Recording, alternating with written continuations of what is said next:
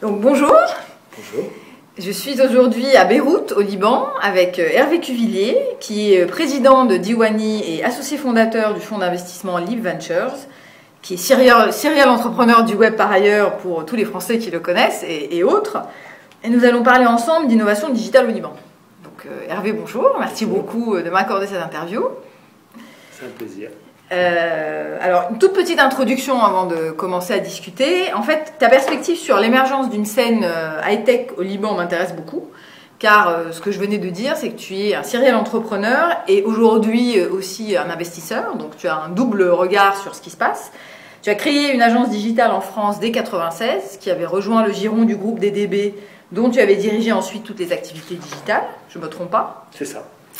Tu as créé au Liban avec ton épouse libanaise, donc en 2009, le groupe de médias et d'e-commerce Diwanni, qui a été revendu au groupe français Webedia en 2014, mais que tu continues à diriger et présider, si j'ai bien compris. Et tu es aujourd'hui un des 4 associés fondateurs de Leap Ventures, un fonds d'investissement qui ambitionne d'être actif dans toute la région. C'est ça. Donc du coup, là je vais te laisser la parole quand même et peut-être présenter un peu plus en détail tes 2 expériences récentes au Moyen-Orient, Diwanni puis Leap Ventures, pour donner un peu le détail de comment ça s'est passé, le pourquoi du comment, et ce qui va certainement éclairer le reste de la discussion. Ok. Donc déjà, pour expliquer le Liban, il faut expliquer... le Liban a été choisi parce qu'on a choisi le Moyen-Orient. Donc ça s'est passé en 2007. J'avais été faire une conférence pour DDB à Dubaï, fin de l'année, et j'étais tombé sur une région où il y avait des données intéressantes, et je trouvais qu'il y avait un disconnect entre ces données qui pouvait faire qu'il y avait un marché qui était intéressant. Les données, c'était quoi? Le Moyen-Orient, c'est pas que les nouvelles qu'on voit aujourd'hui, c'est à peu près 300, enfin, selon la définition du Moyen-Orient, on va dire à peu près 300 millions de personnes. C'est une population qui a 50% de sa population qui est moins de 20 ans, très connectée. Et à l'époque, ce qui était intéressant, c'est de voir qu'il y avait déjà plus de consommation digitale que de consommation média TV, en temps passé. Mais le chiffre qui tournait à l'époque, c'est 5% des internautes étaient arabes, mais seulement 0,5%, enfin 0,5% du contenu était en arabe. Il y avait un temps passé plus fort sur les médias digitaux, mais ce moins de 1% était investi en publicité digitale. Et il y avait toute une série de chiffres comme ça, la pénétration du mobile, l'avancée de la 3G à l'époque et tout ça.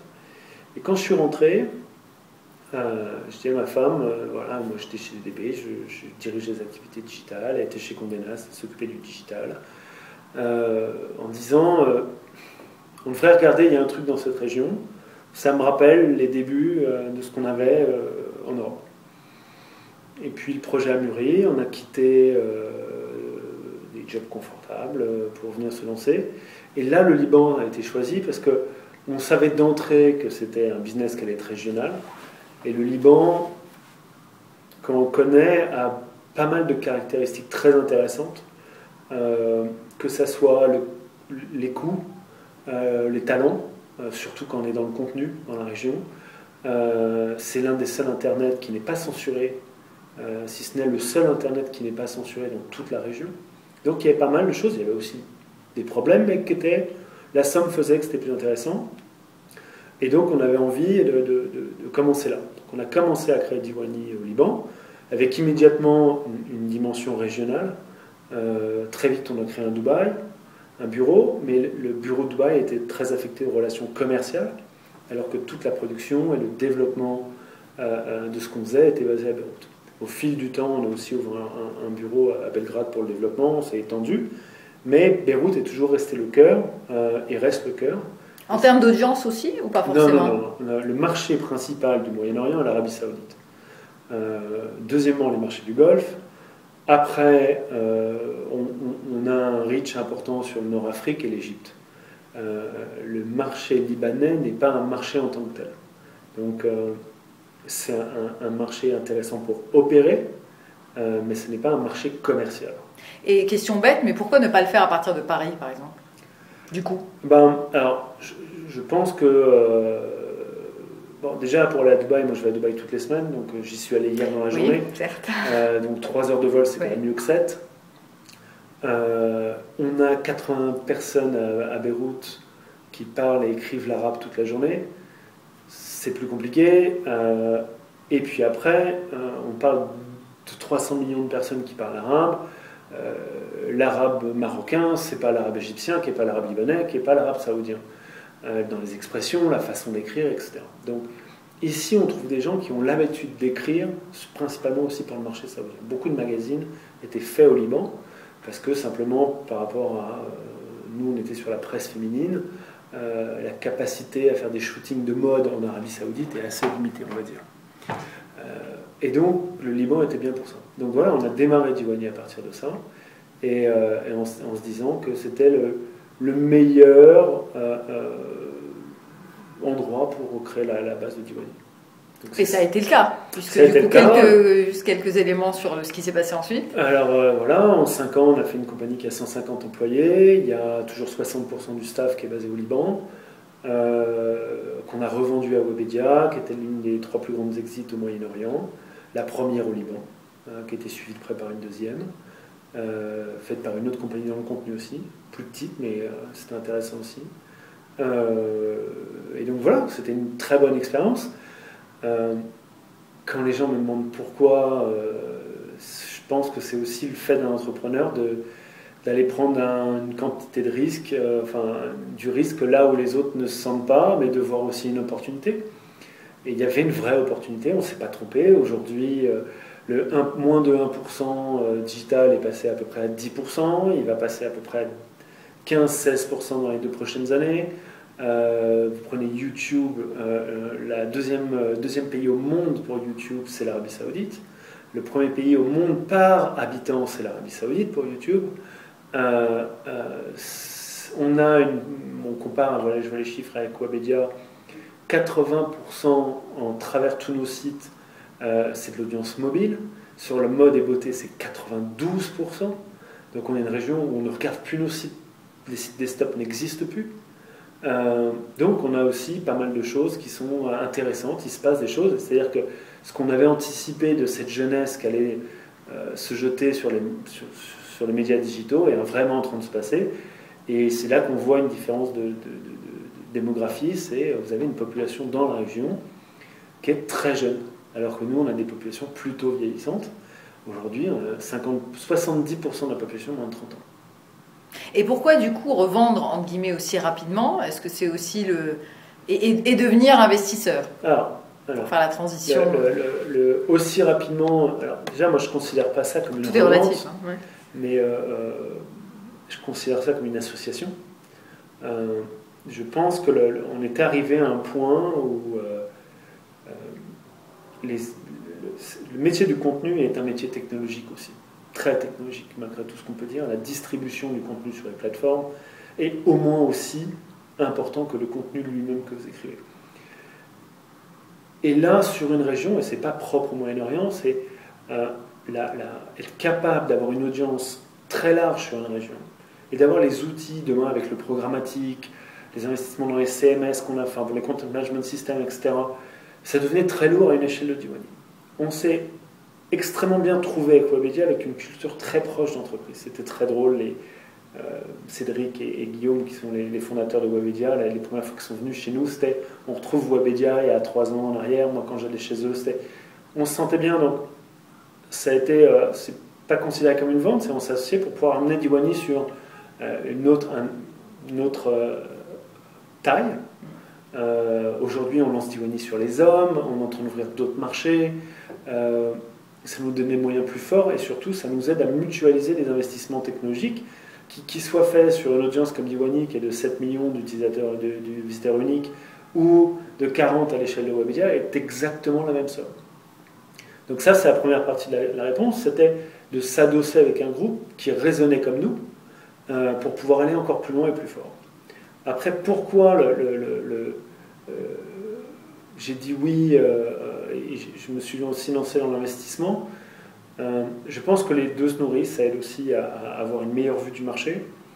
Et puis surtout, Diwanni, au terme d'investissement, était fait de beaucoup de frustration. Ça anticipe une de mes questions. Ben, non, mais, surtout sur l'écosystème, imaginez en 2008, quand il y a un Français qui ni lit ni l'arabe lance un groupe de médias arabes depuis le Liban, qui n'est pas considéré comme un pays de start-up où il y a à peine d'électricité et de l'internet. On a passé 2 ans avec ma femme à entendre que ça ne marchera pas, et que c'était impossible. Donc voilà, on continue à l'entendre. Moi, je suis persuadé que le Liban est un très bon mix. Et maintenant, en plus, avec les initiatives comme la 331, enfin, qui est une initiative de la Banque centrale d'injecter 400 millions dans l'économie digitale, etc., à l'échelle du Liban, c'est énorme. Il va se passer beaucoup de choses. Et c'était une façon en anglais on dit give back, de m'intéresser, de rendre, de m'intéresser, de m'impliquer plus dans l'écosystème et d'aider d'autres entrepreneurs à réussir et à faire, si possible, beaucoup mieux que Diwanee. Et donc voilà, donc c'est un choix aussi très personnel, basé sur des frustrations vécues à travers l'expérience Diwanee. Et puis aussi, intéressant pour Diwanee, parce que plus aujourd'hui on arrive à une taille où si demain on doit recruter 40 personnes, on va avoir un vrai problème de ressources. Donc plus l'écosystème sera fort, plus on sera capable de grossir aussi. Donc tout ça se répondait très bien et voilà pourquoi. Voilà pourquoi. Alors du coup, la transition est faite. Comment on qualifierait aujourd'hui l'innovation digitale au Liban ou la naissance d'une scène high-tech? Qu'est-ce qui se passe et par rapport à ce qu'on peut connaître en Europe je pense qu'on est... Enfin, je pense pas, on est très au début de ce qui est en train de se passer. On commence à voir des choses qu'on ne dit pas assez, parce que le Liban, en 2014, est le pays du Moyen-Orient qui a fait le plus d'exits de start-up en nombre et en volume d'exits. Il y a des start-up qui sont intéressantes, c'est des start-up qui ont un esprit régional. Et là, avec l'initiative de la Banque centrale, c'est-à-dire qu'en gros, pour vous donner une comparaison de taille en France, ça a multiplié à peu près par 10 l'argent disponible pour les investissements dans les startups. Aujourd'hui, il y a 4 millions à peu près d'habitants au Liban. Et il y a 400 millions de dollars. Vous faites le calcul, je ne suis pas sûr qu'il y ait autant d'argent en France dans les startups. Mais combien de startups il y a? Est-ce qu'on a moyen d'avoir quelques chiffres clés autour de ça ou pas trop? Il faudrait définir start-up en taille, mais oui. Il y a moins 50. On est très surpris de ce qu'on trouve aussi. Des gens qui ne faisaient pas de bruit, des gens qui reviennent. Et puis, encore une fois, c'est la façon dont on voit notre rôle dans l'écosystème en tant qu'investisseur, c'est un rôle d'entrepreneur. C'est tous les fondateurs de ce fonds et sont des entrepreneurs. Et donc, j'entends les mêmes critiques sur le fond que j'entendais sur Diwanee. Non, tu ne vas pas nous faire une start-up au Liban, il n'y a rien. Et maintenant, tu ne vas pas faire un gros fonds au Liban, il n'y a rien pour investir. Bah oui, mais en même temps, il faut le construire, l'écosystème. Et donc, tout le travail de l'entrepreneur, c'est construire quelque chose qui n'existait pas et voir une opportunité, soit que les autres considèrent comme trop dangereuse, soit qu'ils ne voient même pas. Donc, aujourd'hui, ce qu'on sait, c'est que c'est un pays qui est géographiquement bien placé. C'est exactement les mêmes distances à Dubaï, parce que Dubaï n'est pas un marché non plus. Dubaï dessert les autres marchés autour, comme le Koweït, l'Arabie, même l'Égypte, à un bout de l'Afrique, etc. Aujourd'hui, le Liban est très bien connecté sur l'Afrique, très bien connecté sur les pays du Golfe. Un vol Dubaï-Jeddah, c'est 2h30, un vol Beyrouth-Jeddah, c'est 2h15, un vol Téhéran, c'est 2h. Enfin, c'est exactement placé à la même façon. Pour un reach régional, il n'y a pas de raison. Il y a du talent. C'est une population qui est éduquée. Et c'est une population qui n'a pas peur de l'international dû à un petit marché intérieur. Donc, il n'y a pas de raison. Il y a plein de raisons aussi que ça ne marche pas. Mais c'est faisable. C'est-à-dire qu'on voit un chemin pour dire que c'est faisable. Donc, je suis assez... vous avez fait le tour de Beyrouth Digital District. C'est quelque chose qui n'existait pas il y a 5 ans, et si il y a 5 ans on avait dit il y a quelqu'un qui va lancer un projet de faire 45 000 m² de locaux dédiés aux startups dans Beyrouth, je pense que tout le monde aurait rigolé aussi. Donc voilà, tout ça est en train d'arriver en même temps, il y a des acteurs qui bougent ensemble. Combien d'incubateurs ou de fonds, par exemple, alors, il y a pour avoir une idée, hein, ça permet de... Il y a 5 fonds, à peu près, il y a 3-4 incubateurs, et c'est encore en train de se créer. Et surtout, on voit de plus en plus de projets. Et l'autre chose qui est intéressante, c'est qu'on voit des projets de plus en plus ambitieux. C'est-à-dire que c'est des gens qui essaient de se dire, avec 200-300 000 $, je vais essayer de faire quelque chose. Et voilà. Là, aujourd'hui, on commence à voir des projets très ambitieux. La spécificité du Moyen-Orient, c'est que c'est une région. Enfin, c'est un peu comme l'Europe, hein. Je mets toujours l'explication du Moyen-Orient entre l'Europe et les États-Unis. C'est une taille comparable, un peu plus petit, mais une taille comparable. En GDP, plus bas, mais intéressant. Et surtout, ce qui est intéressant, c'est que alors, il y a la difficulté de l'Europe sur les multi-pays, mais on n'a pas la difficulté de la langue. Donc c'est un peu entre deux. Mais c'est des startups qui doivent se concevoir pour une quinzaine de pays européens. Ça dépend comment on compte certains en ce moment. Mais, donc voilà, donc on voit ça en train de se passer à différents endroits. Pour l'instant, on a des petits morceaux un peu partout. Et ces petits morceaux se parlent et essayent de faire de plus en plus de choses ensemble. Donc voilà, ça vient. Pour donner quelques exemples concrets de secteurs ou d'offres de services, par exemple, dans le portefeuille de Leap Ventures, quel type de start-up il y a? Alors là, on n'a pas communiqué cette année sur nos investissements. Ah, donc si c'est secret, prenons quelqu'un d'autre. Non, mais c'est pour avoir quelques exemples concrets. Il y a des sociétés très intéressantes dans l'énergie renouvelable. Qui font quoi, par exemple? Accumulation, restitution, captation d'énergie solaire. Faut voir qu'on peut toujours regarder un problème comme de deux façons, hein. Aujourd'hui, toutes les coupures d'électricité au Liban fait que beaucoup de gens se posent la question de comment créer d'autres sources d'énergie, comment rendre l'énergie plus fiable, comment le Liban produit son énergie à 99,9% sur la consommation d'énergie fossile, enfin de fuel fossile. Il y a des gens qui réfléchissent à ça. L'une des meilleures compagnies au monde de vertical garden et de vertical farming et de green rooftop, elle est au Liban. Elle s'appelle comment? Elle s'appelle Green Studio. D'accord. Et ils font des projets à Paris, ils font des projets à New York, ils font des projets en Arabie. Donc il y a plein de gens qui ne parlent pas beaucoup, qui font leurs choses dans leur coin. Et puis aussi au Liban, on a tendance à ne pas bien les connaître, puisque 90% de ce qu'ils font se passe en dehors du Liban. Je pense que Diwani, avant la transaction Webedia, était une des startups les moins connues au Liban. Parce que tout son marché principal était l'Arabie, son centre commercial était Dubaï, et son centre opérationnel était le Liban, mais qui ne faisait pas de bruit. Donc aussi, il y a des gens qui commencent à lever le doigt sur ça pour dire, bah, moi je fais ça, moi je fais ci. Donc vous prenez le Spotify de la région qui s'appelle Andrami, il est libanais. En e-commerce, c'est un problème. C'est pas encore un secteur parce que les doigts n'ont pas bougé. Il y a vraiment des limitations qui sont compliquées. On y travaille. Est-ce qu'il y a des secteurs ou des tendances qui sont aujourd'hui fortes dans le monde qu'on voit pas du tout, par exemple, ou est-ce qu'il y a des sujets préférentiels? Non, là j'ai vu 2 startups incroyables sur du 3D printing. D'accord. Aussi bien en hardware qu'en software. On voit vraiment tout ce qui est SaaS.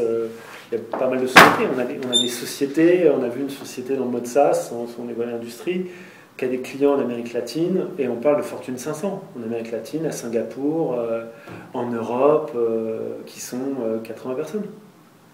On a vu une société dans le mobile qui développe des produits pour le mobile, qui a un footprint qui va de Latine-Amérique, toute l'Afrique, jusqu'en Indonésie.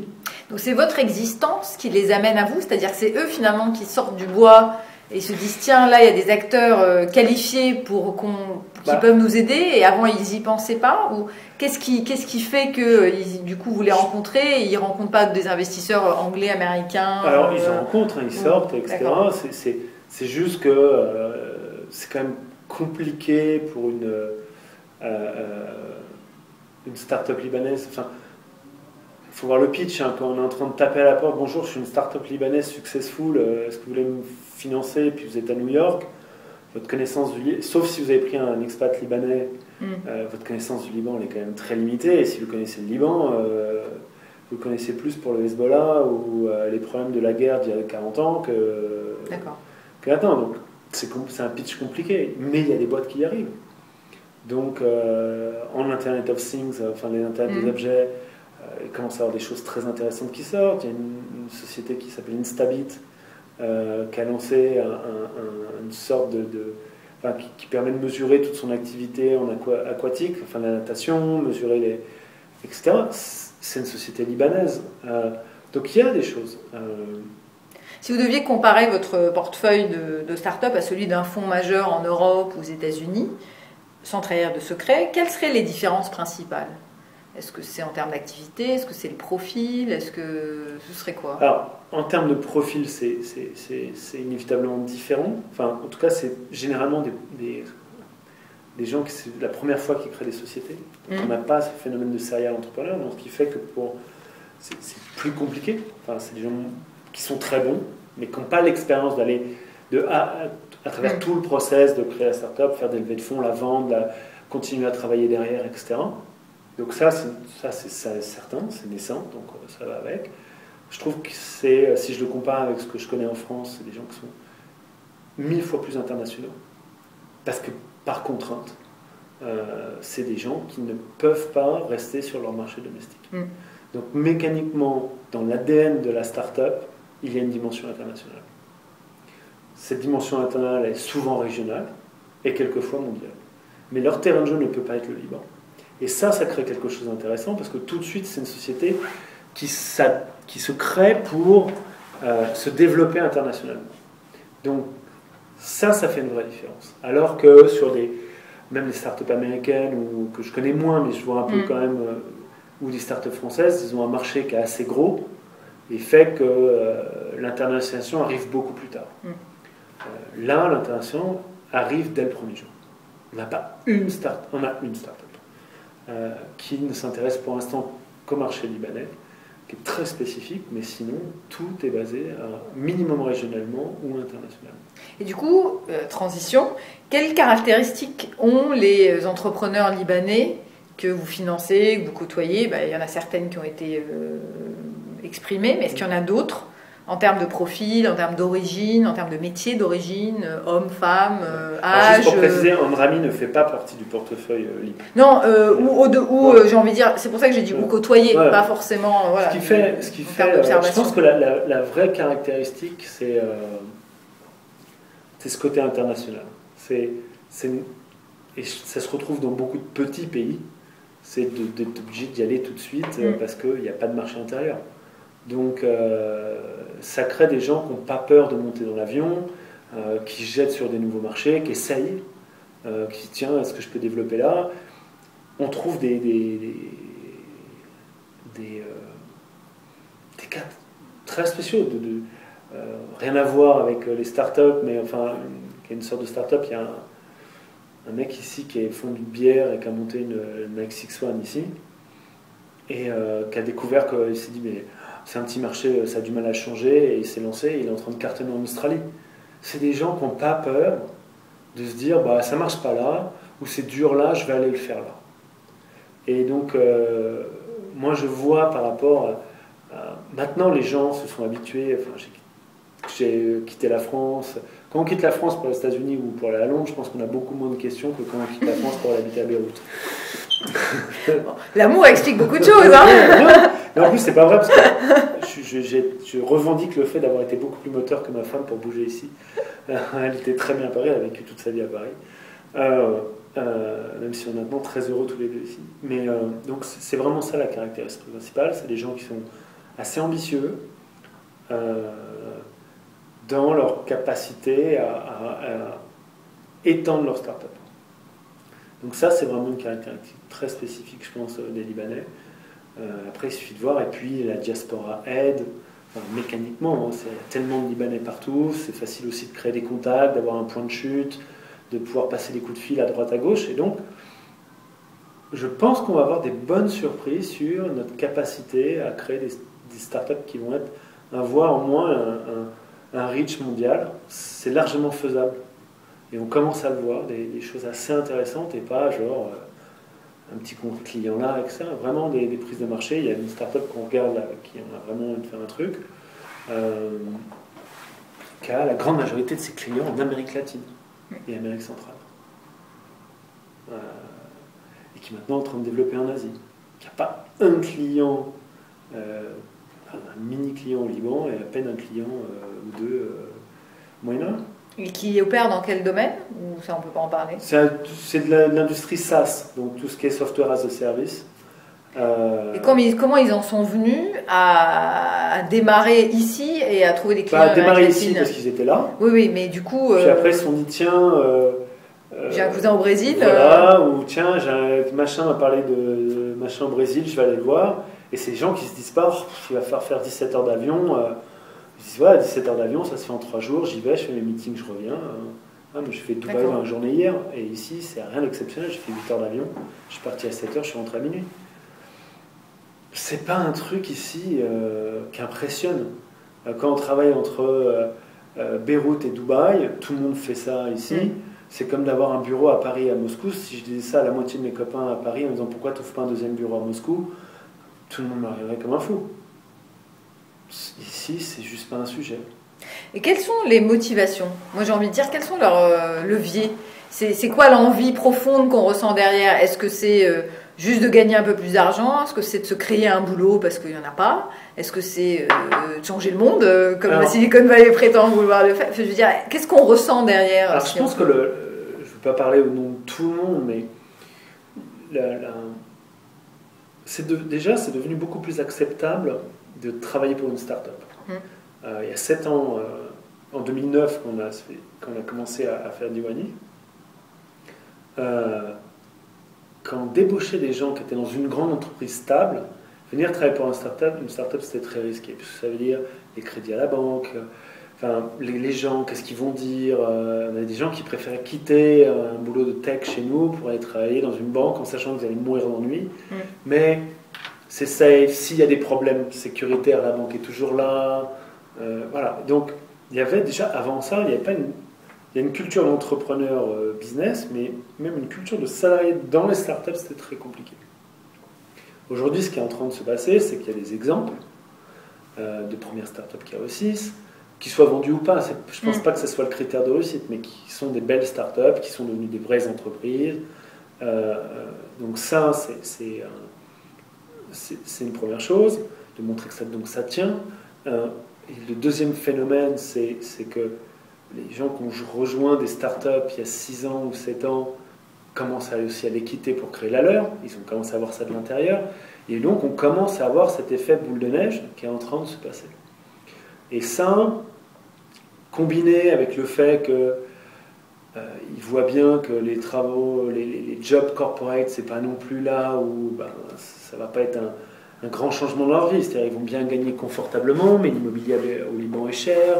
Si vous voulez commencer à acheter votre maison ou votre appartement, ça va être compliqué. Donc, il y a évidemment cette envie de mieux vivre, de mieux gagner sa vie, mais aussi de commencer à aimer le goût d'une culture corporate très différente entre les startups et des grands groupes qui étaient souvent très familiaux, où il y avait la famille qui dominait, où de toute manière, si j'étais un numéro 3 dans un groupe, je ne serais jamais numéro 2 ou numéro 1 parce que c'est le neveu, le machin, etc. Et ça, tout ça est en train de se mélanger et faire que entre le côté plus acceptable dans un dîner de dire que je travaille dans une start-up, quelque chose sur lequel on travaille beaucoup, mais pas forcément libre, etc., mais à titre personnel et mes associés à travers Diwani, c'est la culture d'échouer. Ça aussi très généralement Moyen-Orient, louper quelque chose, c'est très mal vu parce qu'on se définit aussi beaucoup par rapport aux autres. Et donc que ça soit à l'intérieur de Diwani, que les gens essayent des choses, de louper des choses, d'apprendre de ses erreurs, était très difficile au début. Par exemple, on avait pris cette culture de jamais donner de réponse aux gens. Quand ils posaient une question, la réponse qu'ils avaient toujours, c'est « qu'est-ce que tu ferais de toi ?» Parce que sinon, quel que soit ce que j'allais dire ou ce que Delphine allait dire, etc., c'est ce qu'ils allaient faire, même s'ils pensaient exactement le contraire. Et donc, tout ça est en train de se mettre en place, c'est en train de s'enlever. Et je pense que d'avoir cette couche maintenant d'initiatives de banque centrale avec beaucoup d'argent, aussi aide, parce que ça montre que le pays y croit. Et c'est en train de se passer. Et la Jordanie était regardée il y a 5 ans comme un espèce de modèle de pays arabe qui s'était bien mis à faire de la start-up. Aujourd'hui, le Liban est en train largement de prendre cette place. Et si on se débrouille pas mal, il y a moyen de faire quelque chose de très bien. Quels sont les enjeux des prochaines années pour que se construise un véritable écosystème, justement, qui a sa place à l'échelle régionale? Quels sont les points clés qu'il faut développer, consolider, ou les points de faiblesse qu'il faut absolument corriger, qui sont des problèmes aujourd'hui? Je pense que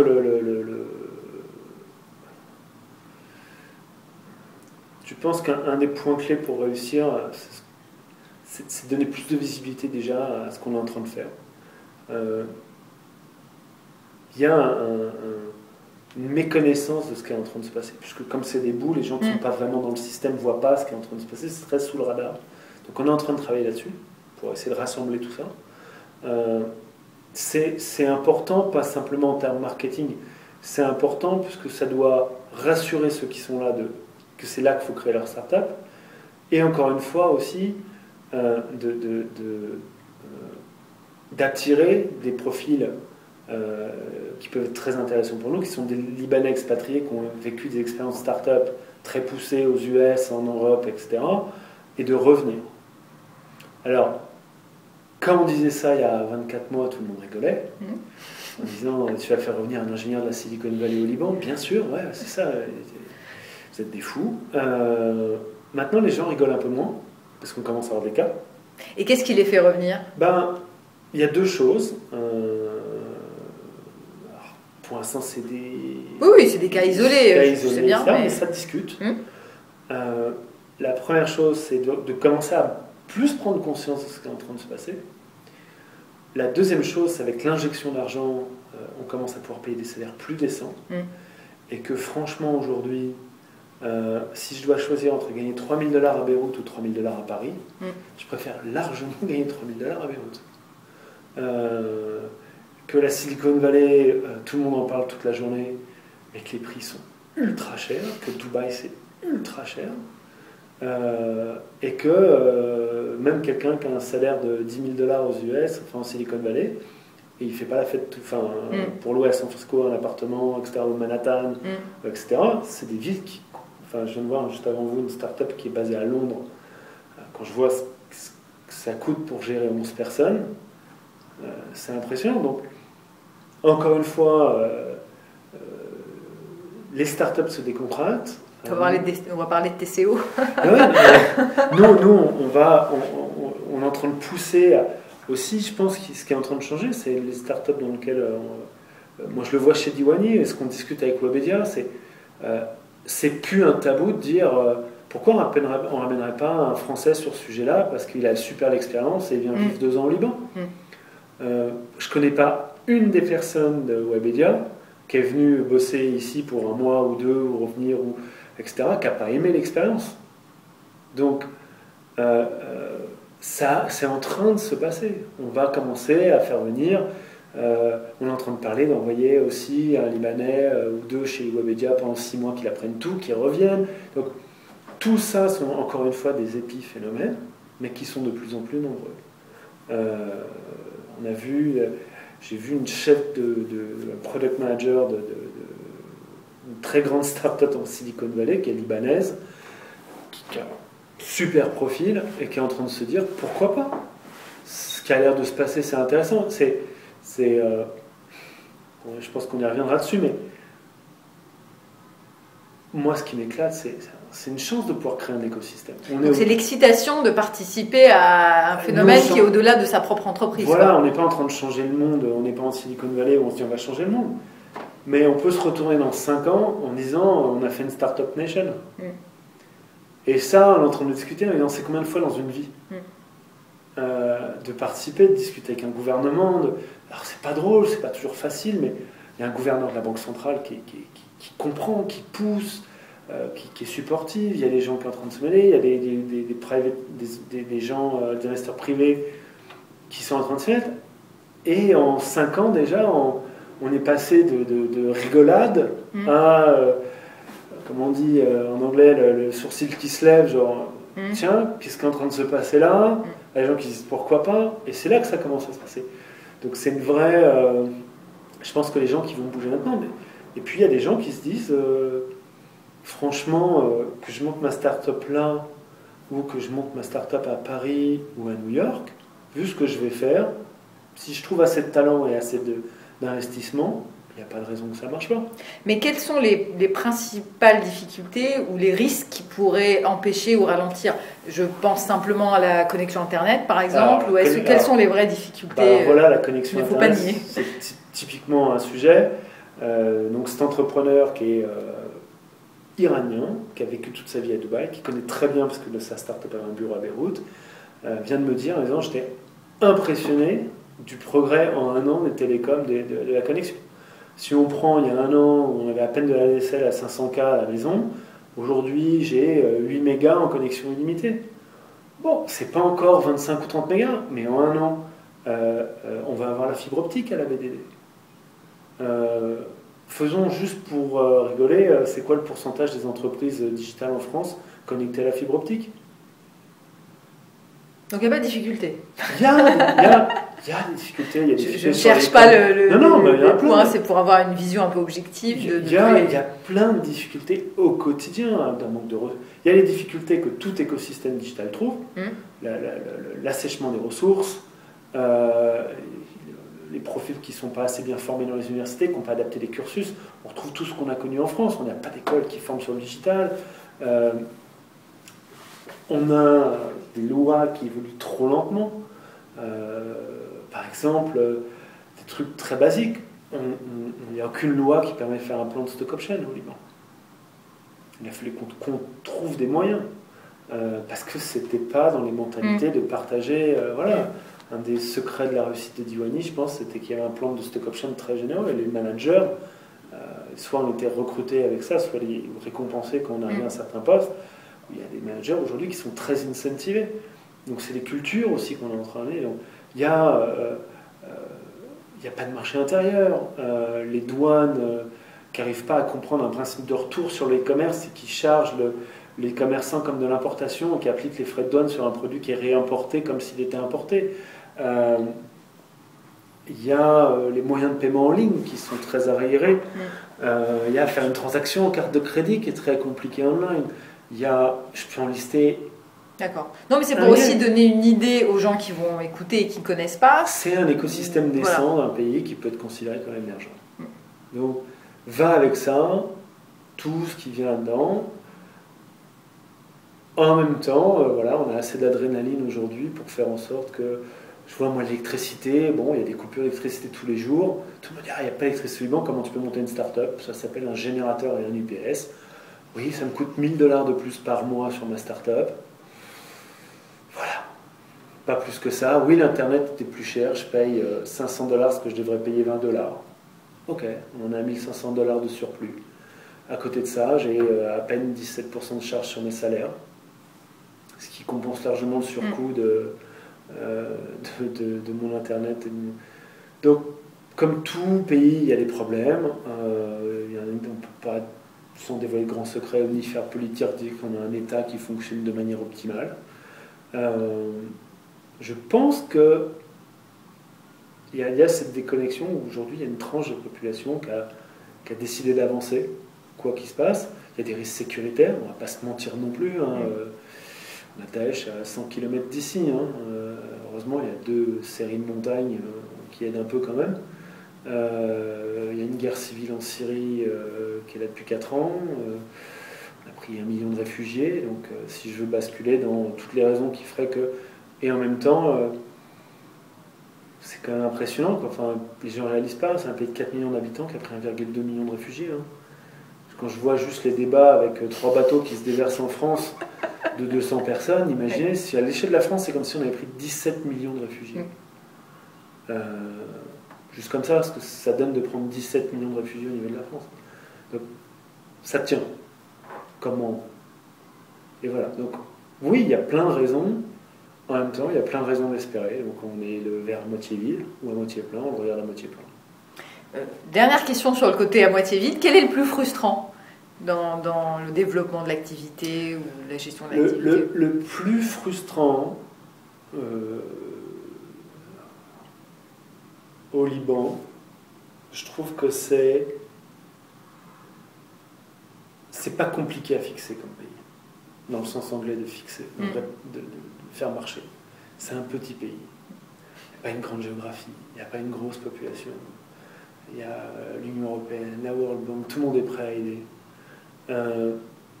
C'est pas un pays de 70 millions de personnes ou la Russie, où il y a des travaux d'infrastructure énormes. Il y a un autoroute au Liban. Il n'y a rien, quoi. Il y a 4 routes. Enfin, ouais. J'exagère à peine, mais et pourtant, ça se fixe pas. Donc, combien de fois j'ai vu de gens, des ambassades, en disant 3 ans, c'est réglé l'histoire. Hein. Et on fait un pays qui tourne. Donc voilà, ça c'est frustrant, c'est le gâchis. En disant, ça pourrait être si simple que c'est pas simple. Voilà. Et si on avait une baguette magique, là, 3 vœux à exaucer, ce serait quoi? 3 vœux à exaucer.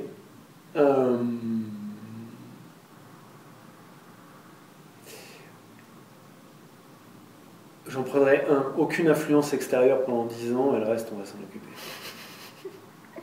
C'est tout? C'est tout. Merci beaucoup, je n'ai plus de questions. Quelque chose à rajouter? Non, voilà. Quelque chose que je n'ai pas dit, non, posé. Moi, le message est toujours le même. Je suis hyper content là. C'est encore une fois ce qui est excitant, c'est ça. On est en train de. Alors, c'est un petit réacteur, on est au cœur du réacteur et on peut changer l'économie d'un pays. Et ça, je pense que c'est. Nous, on s'est toujours dit, quand je dis nous, ma femme et moi, quand on est venus ici, qu'on réussit, c'est qu'on échoue. L'expérience personnelle qu'on a eue est hyper intéressante. Et c'est quelque chose qui est assez. On ne fait pas de politique, c'est de la société civile dont on parle. Et on peut changer. Le Liban a toujours tourné sur 3 économies qui sont la banque, l'immobilier et le tourisme. On peut créer un 4e pilier d'une économie qui a une vocation minimum régionale. Si on fait ça en quelques années, ça vaut le coup de rester malgré tout, malgré les poubelles dans le rêve. PS, ça me fait penser, j'ai une question que j'ai oublié de poser. Du coup, en tant qu'investisseur, sous la casquette investisseur, quelle est la stratégie ou l'ambition? Parce que ça, c'est en lien, mais c'est du coup à l'échelle de l'investisseur. L'ambition qu'on a, en tout cas qu'on s'est fixé nous, c'est de faire des gros paris. On est comme des entrepreneurs à la base. Donc, on va prendre des vrais paris en pensant que le pari qu'on fait, c'est que je trouve que trop souvent les investissements sont faits avec l'arrière-pensée que ça va échouer. Aujourd'hui, c'était un peu trop le problème des investissements faits au Liban. Et on va faire des investissements avec l'arrière-pensée que ça va réussir. Et je pense que ça va changer beaucoup de choses. Quand on commence à investir en préparant le plan B, généralement le plan B il arrive très souvent. Donc voilà, on va se mettre en position de réussir, et puis après, il se passera ce qui se passera. Mais et pourquoi tenir son portefeuille secret? Parce que effectivement, en alors, Europe, aux États-Unis, ça ne l'est pas non, en général. On ne tient pas. On a un jeune fonds, on a 8 mois, donc on a fait 3 investissements pour l'instant. On a pris le parti 1 d'annoncer les investissements quand ils seront entièrement réalisés, c'est-à-dire monnaie à la banque, argent à la banque, validé par la banque centrale, etc. Donc pas d'effet d'annonce. Pas d'effet d'annonce. Et de plutôt communiquer sur le résultat de nos investissements. Et même le board du fonds n'a pas encore le retour. Donc, on garde tout ça. On ne discute jamais de qui on a vu, que ce soit un oui ou un non. Et quand on annonce quelque chose, c'est que les gens ont fait quelque chose avec l'argent qu'on a donné. Donc on n'a pas de problème de fundraising, on ne cherche pas de l'argent d'investisseurs, on n'a pas de publicité à faire. Et le seul résultat sur lequel on nous mesurera, c'est dans 7 ans, de quel est le rendement sur l'argent qu'on nous a passé. Tout ce qui se passe entre n'est que de l'effet d'annonce. Donc voilà. Merci beaucoup, Hervé. Rendez-vous dans 7 ans et peut-être avant quand même, j'espère, pour avoir des nouvelles. Ouais, voilà. Tous les ans. Merci. De rien.